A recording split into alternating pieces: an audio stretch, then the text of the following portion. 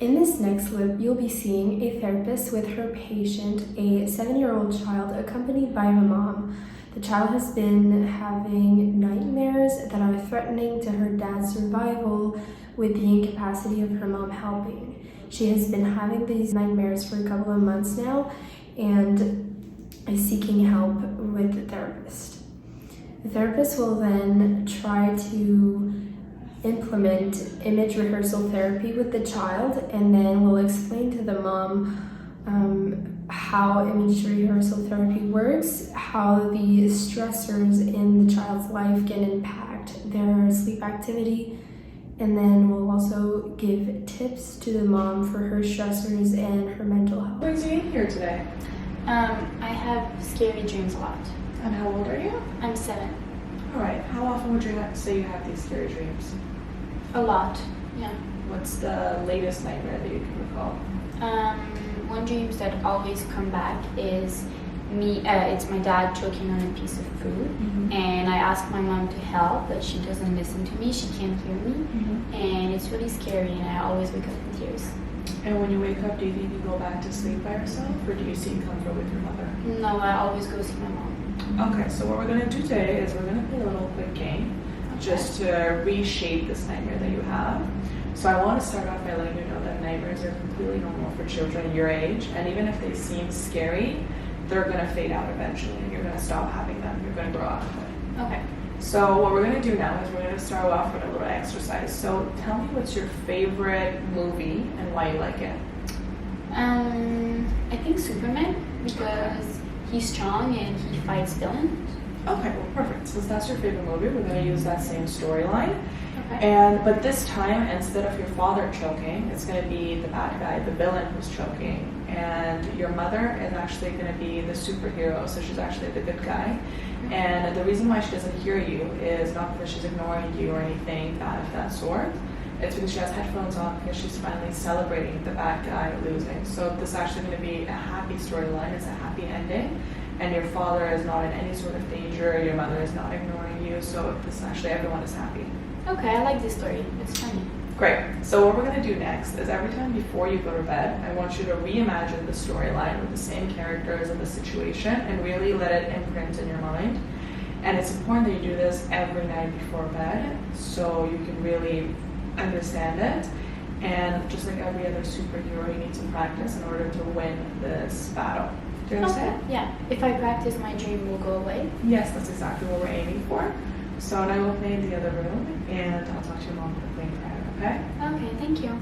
Thank you so much for your help. I'm just so scared that the nightmares won't go away and I will be held responsible for that. So don't worry, your daughter's not alone in this, and neither are you. Nightmares can be considered a normal part of childhood, and every child basically has it. Actually, as 10 to 50% of children experience nightmares during their childhood. However, I do have to say that around 5% can suffer from recurrent or frequent nightmares once a week for approximately 6 months. So I do have to ask, how many months do you think it has been since she started having these nightmares? Maybe around 7 months. Okay, so you absolutely did the right thing by coming here then. So it is important for children to develop the right toolkits to be able to deal with these nightmares so that this problem is not persisted in their adulthood. Is your daughter experiencing any stressors or anything in her life that can lead to these nightmares? Well, her dad and I have been fighting a lot, so the atmosphere in the house is really tense and stressful, so maybe this is why. Do you think this could play a role in nightmares? So I definitely do believe that this can play a major role in her nightmares, as her nightmare was related to your issues that you have at home.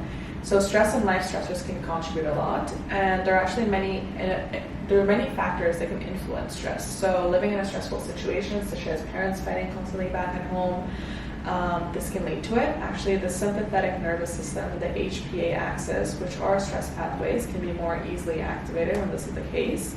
And this will result in more release of stress hormones such as cortisol, noradrenaline, and adrenaline. If she's constantly in a stressful environment, such as you guys fighting at home, and this over-secretion and hyperarousal may further increase stress and sleep disturbances, including such nightmares that she's having. Oh wow, I did not know that, thank you. And do you think there's any way I can help her at home? Yes, actually, one easy technique that you can actually do is imagery rehearsal therapy, which is actually what we started doing today with her. So we actually use the 4 R's, which is reassurance, rescripting, rehearsal, and resolutions. So what's important to do is the morning after a nightmare, when the nightmare is still fresh in her brain, she can write it down in her diary what exactly happened, so how she felt, everything that really happened while it's still there. And then at night, she can go back to it and she can actually modify the narrative in a way that she wishes it would have happened or in a way that she would be comfortable with. So in this case, we did her favorite superhero movie. And then afterwards, she can record this new story on tape or just write it down to keep it there. And she actually has to choose this story herself, and then later she can try it and see if it doesn't work, then change the narrative and try something else until she really finds something that sticks and that works for her. The second step would be right before she sleeps, so when she's lying in bed, she can close her eyes and go into a relaxed state of mind, and you can ask her to rehearse this dream or this nightmare that we're turning into a dream mentally. And she can rehearse it for approximately 10 minutes until she's sure that she views the right images in her head and that she's comfortable with it. Then she can write in her journal how she feels, what exactly she did, what this modified version consists of, and she can write how she feels afterwards, like I said, on a scale of 1 to 5.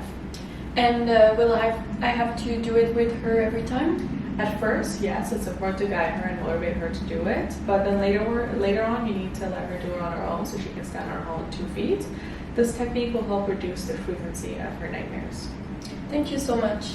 No worries. As we saw, nightmares are a normal part of the child's development, but without professional help, it can lead to bigger struggles.